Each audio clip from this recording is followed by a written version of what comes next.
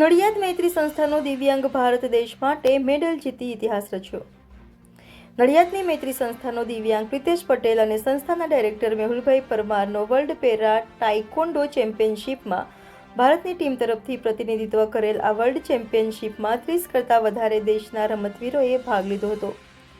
ભારત દેશની ટીમમાં રમતવીર પ્રિતેશ પટેલ અને કોચ મેહુલ કુમાર પરમારનું પ્રથમ world para taekwondo women's championship Bahrain 22થી 29 નવેમ્બર 2024 ગુજરાત રાજ્ય તરફથી ભારત દેશનું પ્રતિનિધિત્વ કરેલા સમગ્ર સ્પર્ધામાં પ્રિતેશ પટેલ બ્રોન્ઝ મેડલ મેળવી એક અનોખી સિદ્ધિ હાંસલ કરી છે। વડાપ્રધાન નરેન્દ્ર મોદી આત્મનિર્ભરનું સૂત્ર આપ્યું છે તેને પ્રિતેશે સાચા અર્થમાં ચરિતાર્થ કર્યું છે। પ્રિતેશની આ સિદ્ધિથી ખેડા જિલ્લો તથા ગુજરાત રાજ્યનું નામ રોશન થયું છે।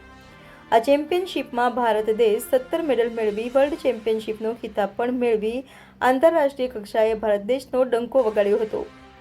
મૈત્રી સંસ્થાના પ્રિતેશ પટેલને તથા કોચને આ સ્પર્ધામાં ભાગ લેવા માટે સ્પોન્સરશિપ આપવા બદલ ફિનોલેક્સ ઇન્ડસ્ટ્રીઝ લિમિટેડ અને મુકુલ માધવ ફાઉન્ડેશનનો ફાળો અમૂલ્ય બની રહ્યો હતો।